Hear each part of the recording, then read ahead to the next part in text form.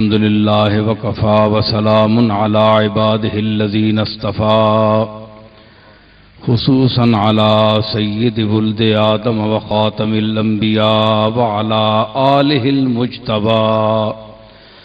وعلى كمل أتباعه من الصديقين والصالحين والشهداء. أما بعد فأعوذ بالله من الشيطان الرجيم. بسم الله الرحمن الرحيم.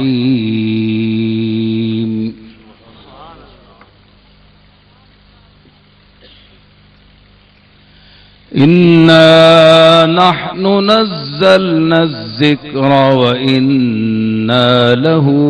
لحافظون. صدق الله مولانا العظيم. إن الله وملائكته يصلون على النبي يا أيها الذين آمنوا صلوا عليه وسلموا تسليما. اللهم صل على سيدنا ومولانا محمد وبارك وسلم وصل عليه.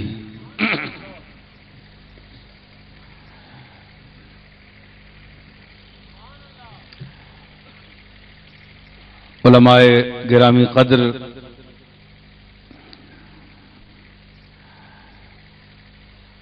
سامعین ذی وقار،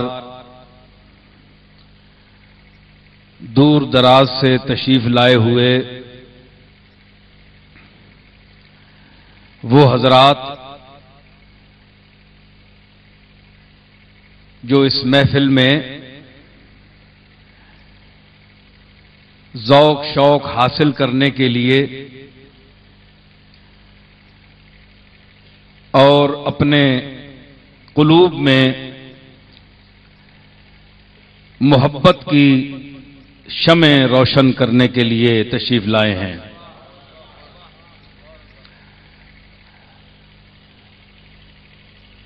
گجر خان اور اس کے مضافات میں مجھے اکثر دعوت دی جاتی ہے. یوں تو سلسلہ دعوت بڑا طویل ہے، تو میں نے گزشتہ سال بھی یہ کہا تھا کہ میرے جد امجد حضرت بابو جی رحمت اللہ علیہ کے مرید خاص حاجی مظہر الحق مرحوم کی یہ سالانہ محفل ختم اور ایصال ثواب یہ منعقد ہوتی ہے، اور ان کے صاحبزادے حافظ شکیر الحق اور جمیل الحق لندن سے ہر سال آتے ہیں. تو میں یہ سمجھتا ہوں کہ اس حوالے سے جو حضرات میری کچھ باتیں سننے کا شوق رکھتے ہوں تو وہ تشریف لے آیا کریں. انشاءاللہ جب تک زندگی ہے، اللہ تعالیٰ خیر رکھے، تو انشاءاللہ یہ محفلیں قائم رہیں گی. تو ہر جگہ جانا ذرا مشکل ہوتا ہے، تو ایک بھرپور پروگرام ہونا چاہیے، اور میں یہی کہتا ہوں کہ گجر خان میں کم از کم یہ محفل، اس کو آپ ہمیشہ یاد رکھیں. 11ویں شیف حضرت پیران پیر رحمت اللہ تعالی علیہ کے 11ویں شیف کے بعد 6 یا 7 دن کے بعد یہ ہمیشہ یہ پروگرام رہتا ہے. اس کو اللہ تعالیٰ جب تک قائم رکھے گا اس کی مرضی ہے. تو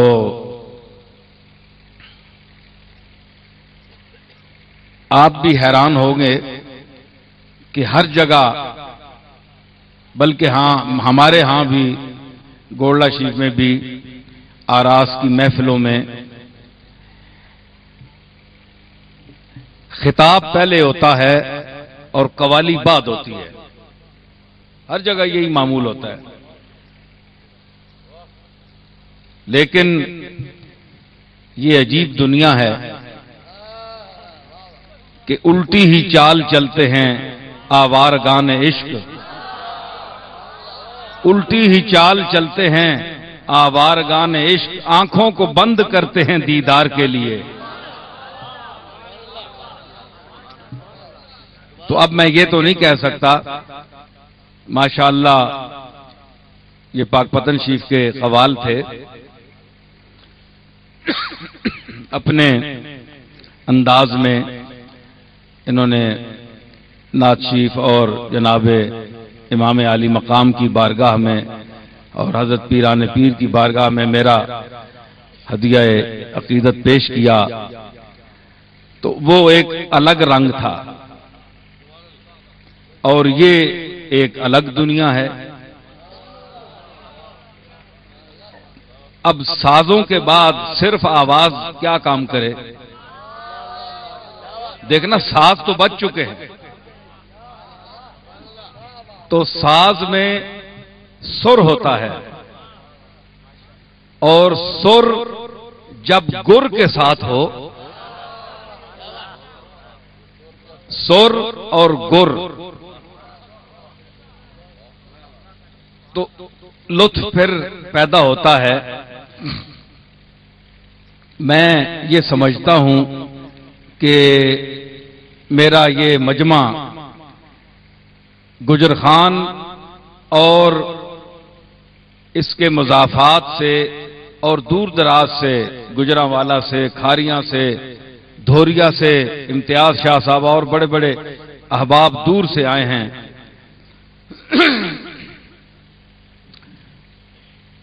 تو بڑا بیدار مغز یہ ماحول ہے، علماء سٹیج پر تشریف فرما ہیں۔ اب میں یہ کہوں کہ گفتگو میں میں رنگ بھروں گا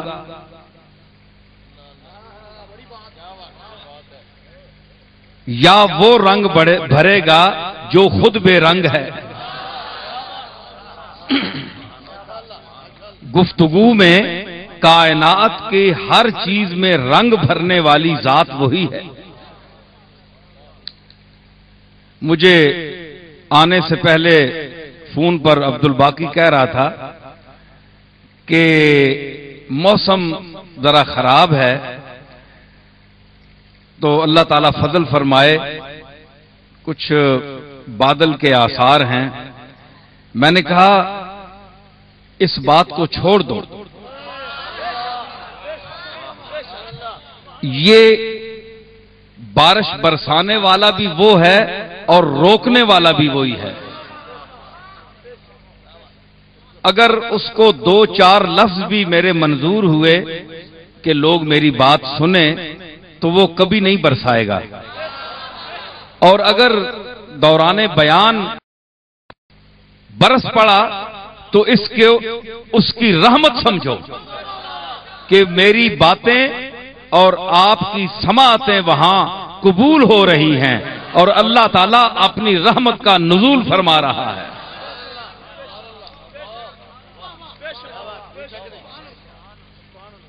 یہ اسی کے ہاتھ میں ہے سب کچھ، کائنات کا ذرہ ذرہ، ہر چیز اس کے ہاتھ میں ہے۔ ہمیں صوفیاء نے، بزرگوں نے یہی سکھایا۔ میرے جد امجد حضرت بابو جی رحمت اللہ علیہ ہر وقت ہر لمحہ اللہ کا نام لیتے تھے، مالک کا نام لیتے تھے، اور خود کو ایک عاجز بندہ، ایسا عاجز بندہ جس کا وزن، جس کی قیمت تنکے کے برابر بھی نہیں، اس کی بارگاہ میں وہ اپنے آپ کو اس طرح عاجزی کے ساتھ پیش کرتے تھے۔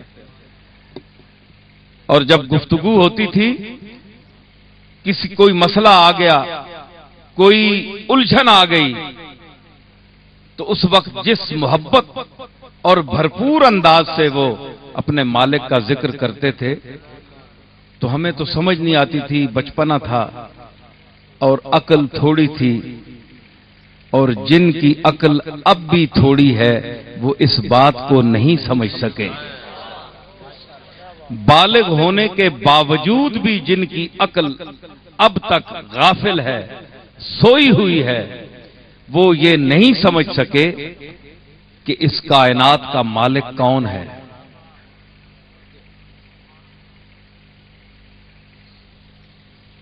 سنتے ہیں علماء سے، لوگوں سے سنتے ہیں، اللہ کا نام بھی لیتے ہیں،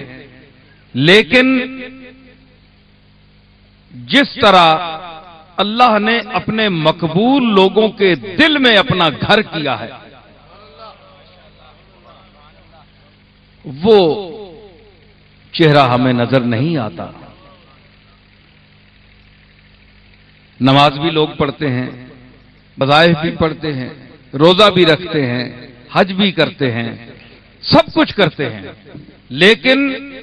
مالک کے ساتھ کسی کا تعلق بھی ہے، یہ دیکھنے کی بات ہے۔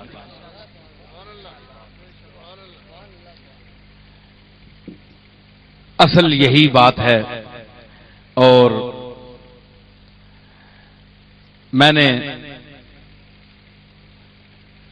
اس موقع پر جو آیت کریمہ تلاوت کرنے کا شرف حاصل کیا ہے، اس کا تعلق اس آخری کتاب سے ہے جو اللہ نے اپنے آخری نبی معظم پر نازل فرمائی۔ ارشاد ہوا، انا نحن نزلنا الذکر وانا لہ لحافظون، یقیناً ہم نے، دیکھیے یہ تاکیدی لفظ ہے، تحقیقی بھی ہے، انا، اور پھر تاکید مزید نحنو، انا میں حالانکہ نحنو کا مفہوم ہے ہم، انا کا معنی بھی یقیناً ہم، تو پھر اللہ نے دوبارہ نحنو استعمال فرمایا، انا نحنو، یقیناً ہم نے ہی نزلنا الذکر، اس ذکر کو نازل کیا، وَإِنَّا لَهُ لَحَافِظُونَ، اور ہم ہی اس کے محافظ ہیں۔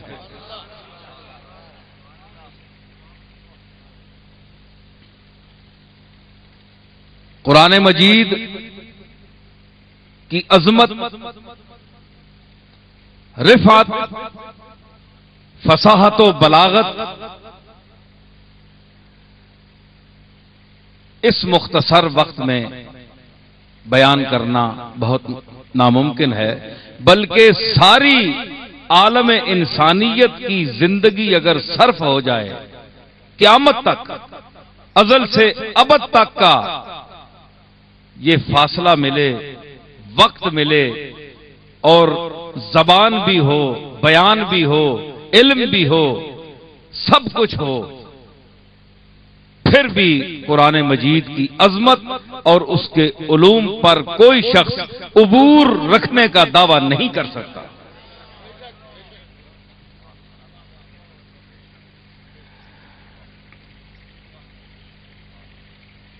میں دیکھ رہا ہوں میرے سامعین بڑے غور سے میری بات سن رہے ہیں۔ قرآن مجید کی نسبت سے آج کل اخبارات میں جو خبریں شائع ہو رہی ہیں اور اس مقدس کتاب کی بے حرمتی جس انداز میں کی گئی ہے، یقیناً وہ ذات جو اس کی محافظ ہے وہ خود ان کو کیفر کردار تک پہنچائے گی۔ میں قرآن مجید کے حوالے سے مختصر سی میں نے بات کی ہے، اس لیے کہ اس کو جتنا پھیلایا جائے پھر بھی کم ہے۔ سفینہ چاہیے اس بحر بے کراں کے لیے، اس کی نہ کوئی اول ہے نہ کوئی آخر ہے.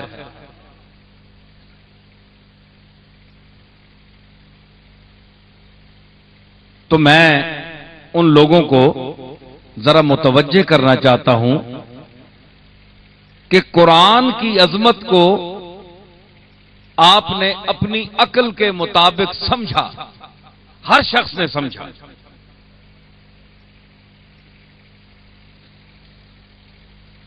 تو قرآن کی عظمت کو جس نے جتنا سمجھا، آج دیکھ لیں کہ ہر اس دل میں بے حرمتی کی خبر سن کر وہ تڑپ موجود ہے کہ اگر کوئی ان پڑھ بھی ہے، قرآن نہیں پڑھا، جو صرف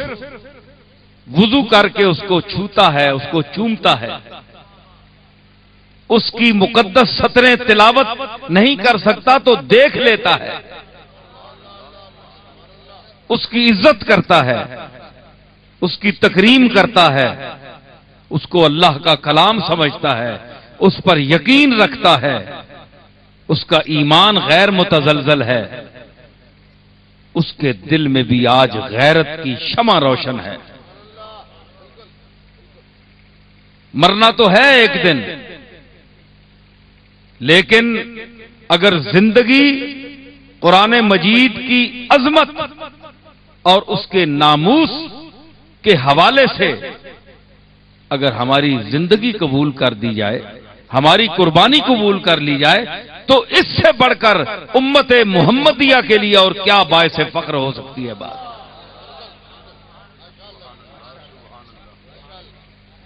دیکھیں، میں بات چلاؤں گا،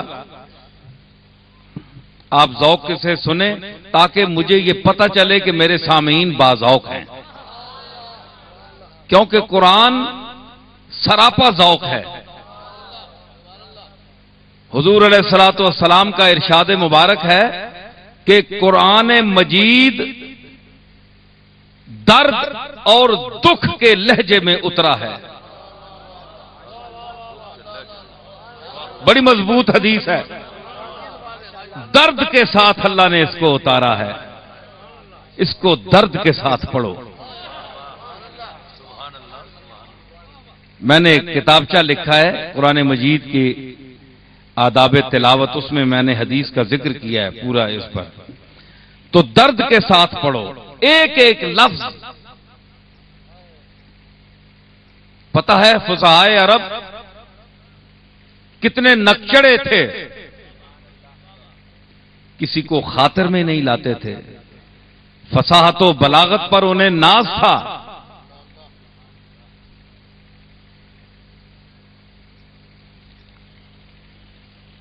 قص بن سعد الایادی ایک بہت بڑا فصیح عرب گزرا ہے. حضور علیہ الصلوۃ والسلام، یہ بخاری شریف میں حدیث ہے اور احادیث میں بھی کتابوں میں ذکر ہے. تو حضور فرماتے ہیں کہ میں چھوٹا سا تھا، نوجوان، آپ کی عمر یہی 12-13 سال ہوگی اتنی تقریباً. مجھے فرماتے ہیں کہ مجھے آج تک یاد ہے کہ ایک سرخ داڑھی والا بابا اونٹنی پہ سوار ہو کر آیا تو اوکاز جو وہاں کا بازار تھا عرب کا مشہور،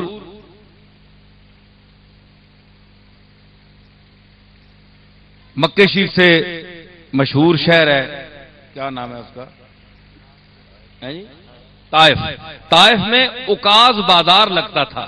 سال بعد، اس میں وہ قص بن سعد الایادی آیا. تو فصحائے عرب تقریریں کرتے تھے، فصاحت و بلاغت کے جوہر دکھاتے تھے. تو بازار تو لگتے تھے، لیکن بازار سودا سلف لینے کے لیے وہ لوگ نہیں آتے تھے، اپنی قابلیت بیان اور زور بیان کو ثابت کرنے کے لیے وہاں تقریریں ہوتی تھی، مقابلہ ہوتا تھا. حضور فرماتے ہیں کہ وہ جب اونٹنی پر بیٹھ کر آیا تو اس نے بے ثباتی دنیا پر مختصر سا خطبہ دیا کہ دنیا فنا ہے، بڑے بڑے اکاسرہ اور جبابرہ، بڑے بڑے لوگ، بڑے بڑے پیسے والے، دولت والے آج نیست و نابود ہو گئے، وقت کی چکی نے انہیں پیس کر رکھ دیا، آج ان کا کوئی نام و نشان نہیں ہے۔ کچھ اپنے خاندان والوں کو مخاطب کر کے کہا کہ میرے جو خاندان کے عادی والے لوگ ہیں، آج تمہارے وہ فرعون سرشت اور حامان تبا بڑے بڑے اکابر کہاں گئے جن کے پاس بڑا پیسہ تھا، بڑی دولت تھی، بڑا عروج تھا، وہ کہاں گئے؟ تو بڑا میں نے وہ جملے بھی اس کے کیا جملے ہیں، سبحان اللہ، اتنے اعلیٰ جملے کہ ان کا جواب ممکن نہیں۔ تو حضور فرماتے ہیں کہ میں بھی اس بازار میں لوگوں کی اس بھیڑ میں کہیں پیچھے بیٹھا ہوا تھا، دیکھیں ہے جی۔ تو قص بن سعد الایادی کو کیا پتا ہے،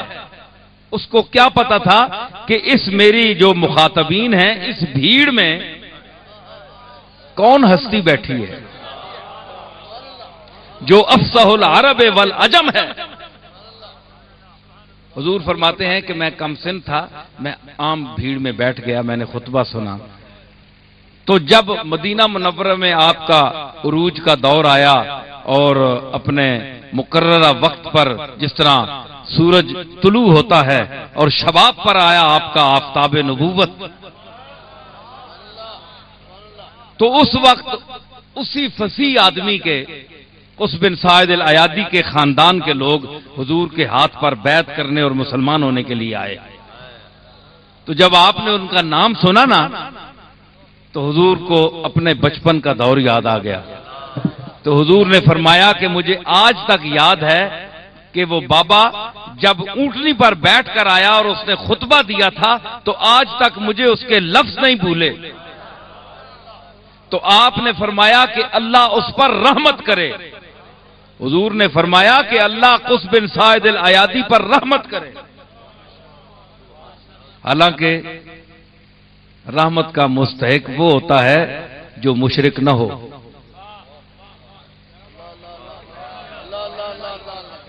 آپ سمجھتے ہیں؟ ذرا بڑا توجہ فرمائیں گے تو بات چلے گی۔ رحمت کا مستحق وہ ہوتا ہے جو مشرک نہ ہو، جو موحد ہو، جو اللہ کو وحدہ لا شریک مانتا ہو، ذات و صفات میں اس کا کوئی ثانی اور کوئی ہمتا نہ مانتا ہو۔ تو میں ان لوگوں سے پوچھتا ہوں، ابھی تو سرکار نے جس زمانے میں دیکھا تھا وہ بچپن کا دور تھا،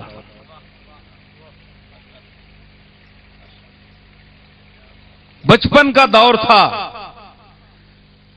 تو جب آفتاب نبوت نصف النہار پر پہنچا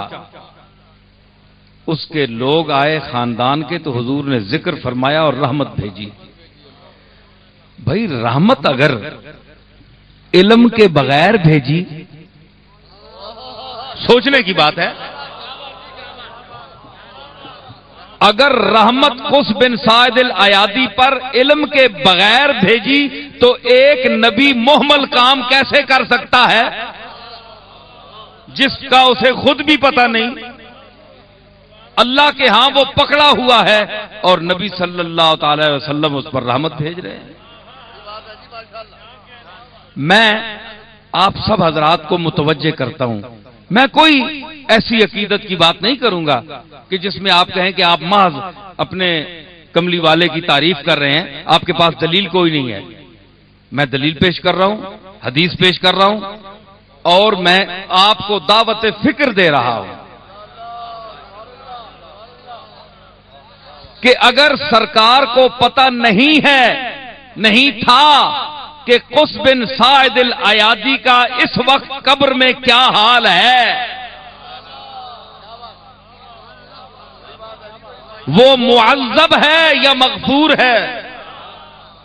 اس کو عذاب دیا جا رہا ہے یا اللہ نے چھوڑ دیا ہے؟ آپ مدینہ منورہ بیٹھے ہیں اور وہ اپنے گاؤں سینکڑوں میل دور دفن ہے، تو حضور نے رحمت کیوں بھیجی؟ سوچیں بھائی، آپ کسی کو، اپنے کسی عزیز کو، کسی اپنے دوست کے، بزرگ کو، یا اپنے ماں باپ کا ذکر کرتے ہیں، استاد کا، پیر کا، تو آپ کو پتا ہوتا ہے کہ یہ مسلمان تھا، اس کا قرآن و سنت پر ایمان تھا، اس لیے رحمت بھیجتے ہیں، حالانکہ آپ کا علم حتمی نہیں ہے، اس کے باوجود کہ یہ سب مسلمان ہیں، بحمداللہ میں بھی مسلمان ہوں، آپ سب مسلمان ہیں، لیکن ہمارا ایمان حتمی نہیں ہے۔ کیوں؟ کہ جو خاتمہ ہے، خاتمے، نتیجہ خاتمے پر ہوگا کہ میرا آپ کا خاتمہ کیسا ہوا۔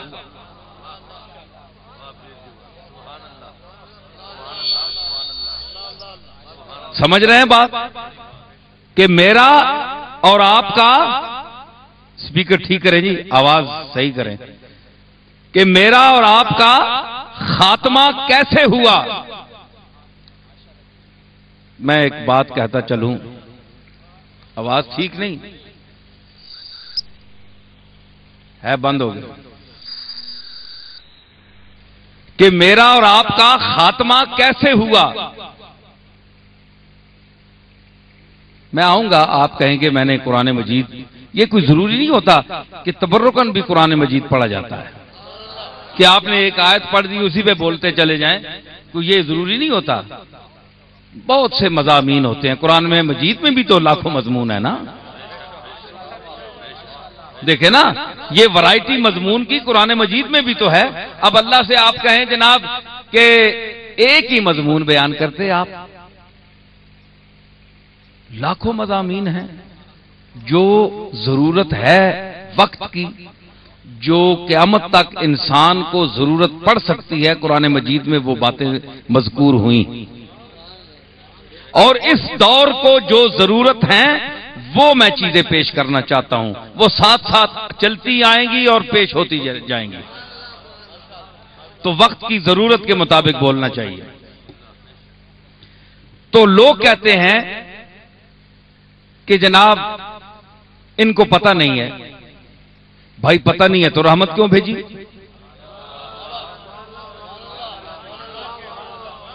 بھائی آپ کو تو پتہ ہے، اپنے بزرگوں پر بھی رحمت بھیجتے ہیں، ماں باپ پر بھی بھیجتے ہیں، حالانکہ آپ کو ان کے خاتمے کا پتہ نہیں ہے، آپ علم یقین نہیں رکھتے، اس لیے جو کفار ہیں، یاد رکھیے مسئلہ ہے کہ جو کافر بھی دنیا سے چلے گئے، آپ نام لے کر ان پر لعنت نہیں بھیج سکتے، لعنت نہیں بھیج سکتے، نام لے کر، نامزد کر کے، لعنت اللہ علی الکاذبین، جھوٹوں پر اللہ کی لعنت، ٹھیک ہے، لیکن نامزد کرنا، نام لے کر لعنت بھیجنا، یہ منع ہے۔ کیوں؟ آپ کو کیا پتا کہ آخری لمحے وہ مسلمان ہو گیا ہو؟ جو ہندو سکھ ہے، دوسرے مذہب کا آدمی ہے، بظاہر ہمیں پتا ہے کہ یہ مشرک ہے، لیکن جب وہ مر گیا تو شریعت اجازت نہیں دیتی، وہ کہتی ہے کہ نام لے کر لعنت نہ بھیجو۔ کیوں؟ یہ حال اللہ بہتر جانتا ہے کہ ہو سکتا ہے کملی والے کا کلمہ پڑھ لیا ہو، اللہ کی توحید کا اقرار کر لیا ہو، تم کیا پاس تھے؟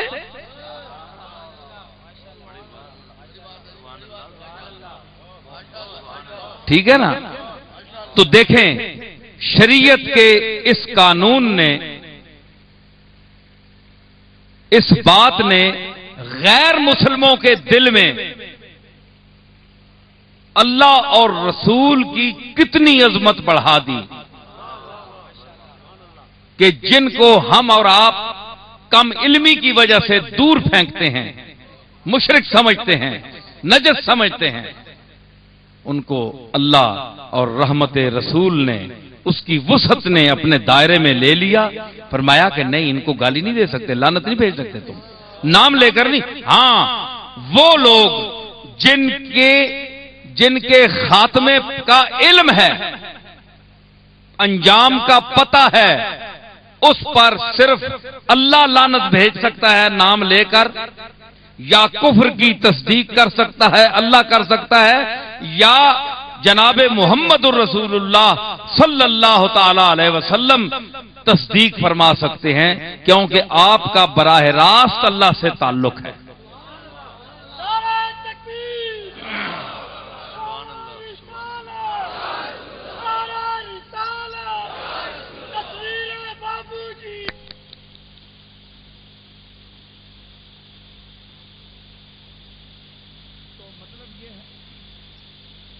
جن کو حتمی طور پر پتہ ہو، تبت یدا ابی لہب وتب ما اغنی عنہ مالہ وما کسب سیصلی نارا ذات لہب وامرأتہ حمالۃ الحطب فی جیدہا حبل من مسد۔ دیکھا اللہ نے مور لگا دی کہ یہ جہنمی ہے، کملی والے کا منکر چاچا انکار کیا، اللہ نے مور لگا دی کہ یہ جہنمی ہے۔ اب نام لے کر آپ لعنت بھیج سکتے ہیں۔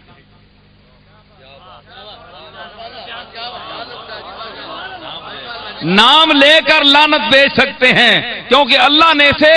کافر قرار دے دیا ہے۔ لیکن آج کا مشرک جب مر جائے،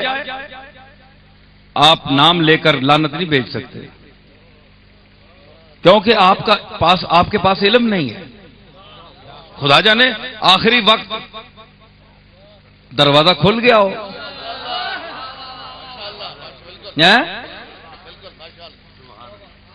گر کافرو گبرو بت پرستی بادا۔ عمر خیام نے ایک ربائی کہی تھی کہ اس کی رحمت بلاتی ہے بندے کو کہ بازا بازا ہرانچ ہستی بازا، واپس آ جا واپس آ جا، جو کچھ تو جس حال میں ہے اس سے واپس آ جا، اچھے ماحول میں آ جا۔ بازا بازا ہرانچ ہستی بازا، گر کافرو گبرو بت پرستی بازا۔ اگر کافر ہے، گبر ہے، بت پرست ہے، واپس آ۔ این درگہ ماں درگہ نومیدی نیز، یہ ہماری بارگاہ ہے، یہ نومیدی کی درگاہ نہیں ہے۔ این درگہ ماں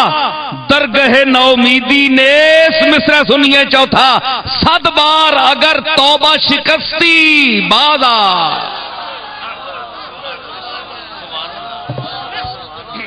100 بار بھی اگر تو نے توبہ کر کے توڑ دی ہے پھر بھی قبول ہے۔ اگر ہمارے دروازے کی طرف آتا ہے تو ہم لے لیں گے تجھے۔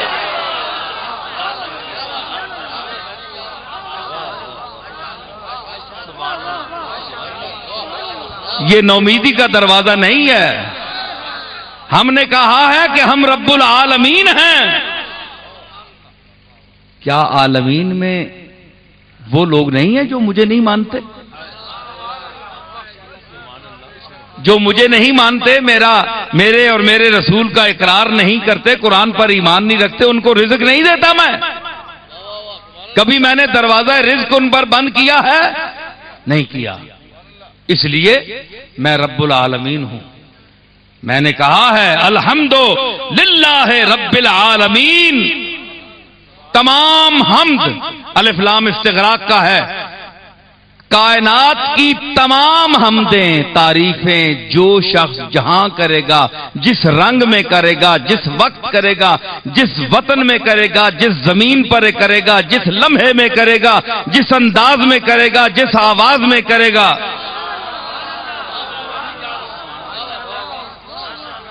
جس کے سامنے کرے گا، جن لفظوں سے کرے گا، جس کیفیت سے کرے گا، جس نہج پر کرے گا، جس طور سے کرے گا، جس انداز سے کرے گا، جس لہجے سے کرے گا، جتنی کرے گا،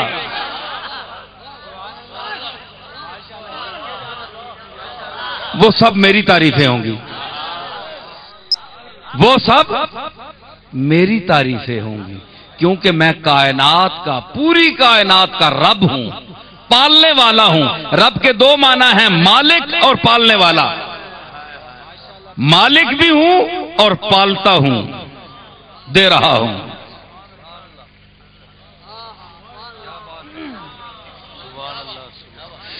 رزق پر کس کے پلتے ہیں شاہ و گدا، رزق پر کس کے پلتے ہیں شاہ و گدا، مسند آرائے بز میں عطا کون ہے، مسند آرائے بز میں عطا کون ہے، رزق پر کس کے پلتے ہیں شاہ و گدا، رزق پر کس کے شاہ و گدا، مسند آرائے بز میں عطا کون ہے، ارے مسند آرائے بز میں عطا کون ہے، اور جھولیاں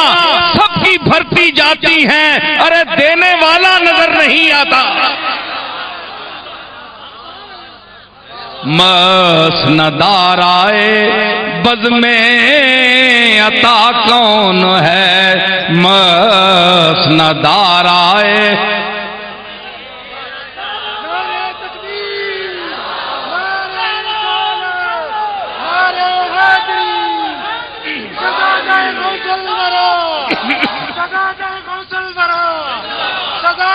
کون سنتا ہے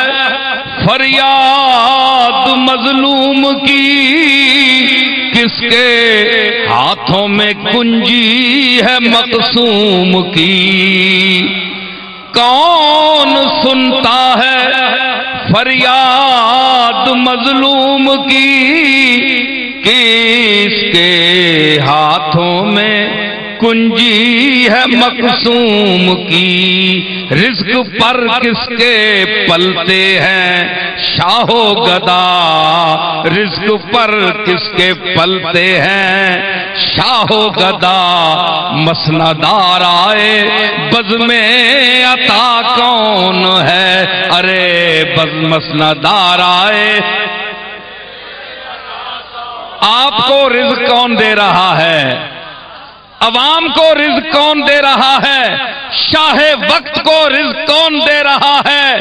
مشائخ کو رزق کون دے رہا ہے، مریدوں کو رزق کون دے رہا ہے، مسند آرائے بز میں عطا کون ہے، مسند آرائے اور کس سے مانگیں کہاں جائیں، کس سے کہیں، ارے کس سے مانگیں کہاں جائیں، کس سے کہیں، اور دنیا میں حاجت روا کون ہے، اور دنیا میں کس سے مانگیں کہاں جائیں، کس سے کہیں، اور دنیا میں حاجت روا کون ہے، سب کا داتا ہے تو، سب کو دیتا ہے تو، سب کا داتا ہے تو، سب کا داتا ہے تو، سب کا داتا ہے تو، سب کا داتا ہے تو، سب کا داتا ہے تو، اور سب کو دیتا ہے تو، تیرے بندوں کا تیرے سوا کون ہے، تیرے بندوں کا سب کا داتا ہے تو، سب کو دیتا ہے تو، تیرے بندوں کا کون مقبول ہے کون مردود ہے، بے خبر کیا خبر تجھ کو کیا کون ہے،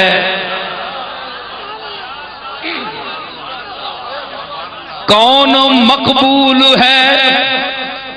کون مردود ہے، بے خبر کیا خبر تجھ کو کیا کون ہے، جب تلیں گے عمل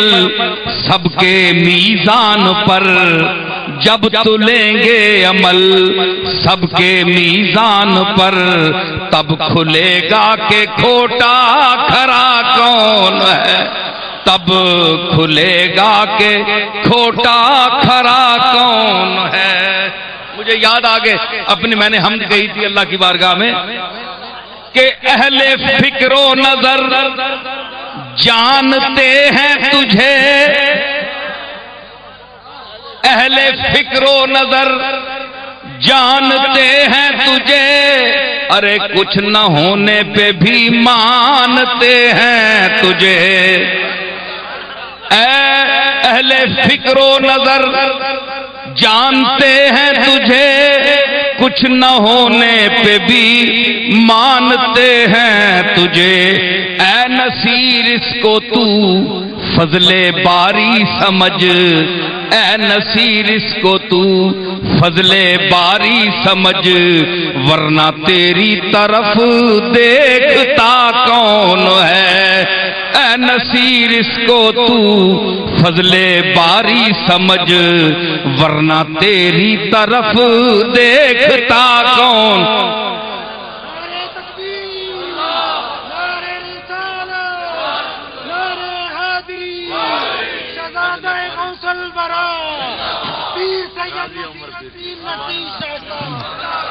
میں نے ورنہ تیری طرف دیکھتا کون ہے، میں نے دیکھا دائیں طرف، اس طرف اس طرف نظر ڈالی، اس طرف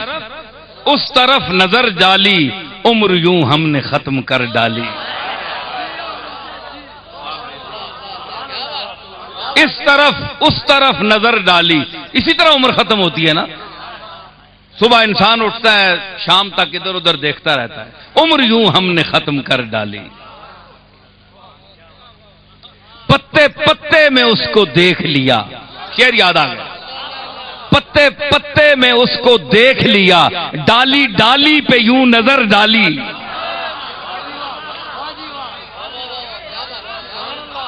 پتے پتے میں اس کو دیکھ لیا، ڈالی ڈالی پہ یوں نظر ڈالی۔ تو ہمارے منشی فضل صاحب پاک پتن شریف سے حضرت بابا صاحب فرید گنج شکر رحمت اللہ علیہ کے پڑوسی ہیں، تو میں نے ان کو دیکھا تو مجھے بابا صاحب کی ایک بات یاد آ گئی، تو میں نے کہا تھا نا کہ اے نصیر اس کو تو فضل باری سمجھ، ورنہ تیری طرف دیکھتا کون ہے، تو کون ہے، تیری کیا حیثیت ہے، تیری اوقات کیا ہے، تو کچھ بھی نہیں ہے، یہ تو اس کا کرم ہے مالک کا کہ اس نے ایک محفل کو دیوانہ بنا رکھا ہے، وہ یہ تو اس کا فضل ہے، تو مجھے کوئی گھمنڈ نہیں ہے، میں تو اس کی بارگاہ میں جھکتا ہوں کہ مالک میں تو کچھ بھی نہیں ہوں، میری حیثیت ہی کچھ نہیں، یہ تو تیرا کرم ہے، تیرا کرم ہے۔ نگاہ یار جسے آشنائے راز کرے، وہ اپنی خوبی قسمت پہ کیوں نہ ناز کرے،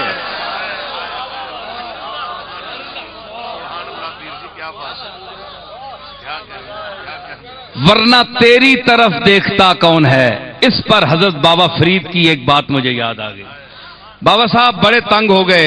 کہ دنیا مجھے چین سے بیٹھنے نہیں دیتی اور اللہ کی یاد نہیں کرنے دیتی۔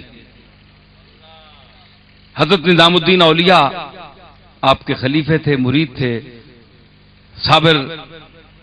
کلیری رحمت اللہ علیہ، مولانا بدر الدین اسحاق اور بڑے بڑے مشائخ علماء حلقہ ارادت میں شامل تھے، اور اس محفل میں حاضر تھے، تو ایک ملنگ کھڑا ہوا تھا، بڑی عجیب بات ہے، تو بابا فرید کے دل میں یہ خیال آیا، بات نہیں کی کسی سے، بات نہیں کی، خیال آیا کہ کتنی دنیا ہے مجھے چین سے اللہ کی یاد بھی نہیں کرنے دیتی، میں کہیں جنگل میں اپنا بسیرا بناؤں گا، وہاں جاؤں گا، یہ مخلوق سے میں تنگ ہوں۔ اتنا خیال آیا، ایک منٹ، خیال آیا، بڑے بڑے مشائخ بیٹھے ہیں، سلطان المشائخ بیٹھے ہیں، بڑے بڑے اعلیٰ، تو ایک جو ملنگ بوسیدہ سے کپڑے اور ظاہر اس کا بڑا پھٹا گلا اور گندا تھا، میلا تھا، لیکن اندر کی دنیا کچھ اور تھی۔ بابا صاحب نے خیال کیا تو خیال پر وہ مطلع ہو گیا۔ خیال، آپ بیٹھے ہیں، آپ کیا سوچ رہے ہیں؟ مجھے کیا پتا، میں کیا سوچ رہا ہوں آپ کو کیا پتا، لیکن خیال آیا تو وہ ملنگ جو درویش تھا اللہ کا مقبول، اس کو رومی نے اسی مقام پر کہا تھا کہ بندگان خاص علام الغیوب، بندگان خاص علام الغیوب، در جہان جان جواسیس القلوب،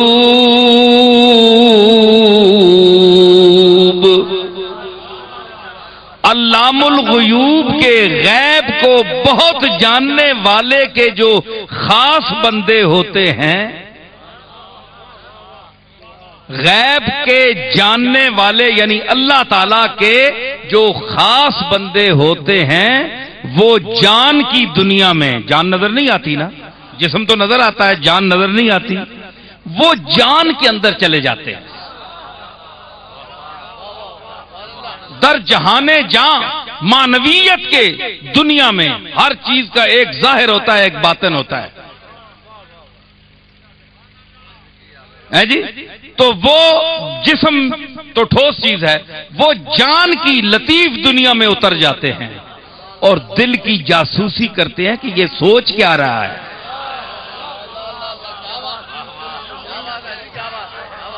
در جہان جان جواسیس القلوب،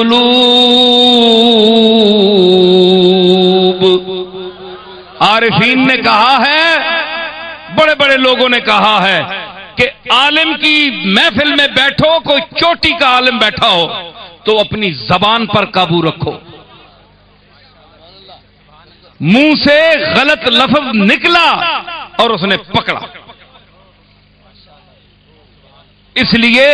جو چوٹی کا اہل علم ہو اس کے سامنے کوشش کرو کہ زیادہ نہ بولو، جو بولو یقین کے ساتھ بولو، ورنہ زبان بند رکھو، اور اللہ کے مقبول کے سامنے بیٹھو جو جان کی دنیا میں گھومتے ہیں، جس طرح مچھلی پانی کے درمیان میں نہ تیرتی، یہ کبھی ٹی وی دیکھیں نا آپ، تو نہیں دیکھا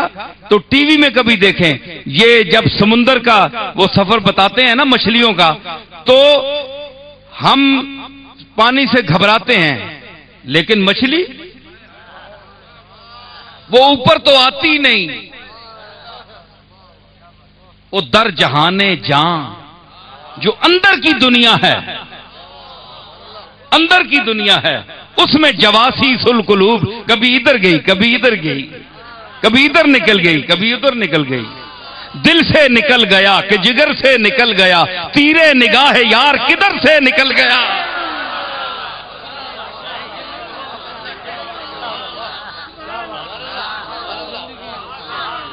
تو مچھلی کبھی ادھر چلی جاتی ہے کبھی ادھر، گھر ہے اس کا،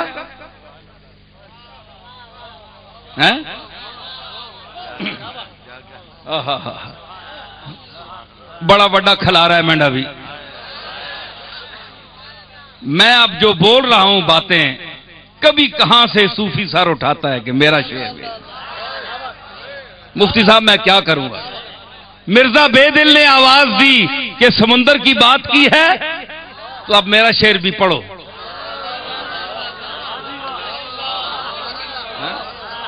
شعر میرا پڑھو کہ غرق وحدت باش اگر آسودہ خواہی زیستن، اگر آرام اور چین کی زندگی بسر نہ کرنا چاہتا ہے تو اللہ کی وحدانیت کے سمندر میں غوطہ مار غرق ہو جا۔ اگر آرام سے سکون کی زندگی جینا چاہتا ہے تو توحید کے سمندر میں غرق ہو جا۔ غرق وحدت باش اگر آسودہ خواہی زیستن، غرق وحدت باش اگر آسودہ خواہی زیستن۔ دیکھیے مصرع دیکھیے، ماہیاں را ہرچے باشد غیر دریا آتش است، ماہیاں را ہرچے باشد غیر دریا آتش است، ہاں غیر دریا آتش، ہاں غیر دریا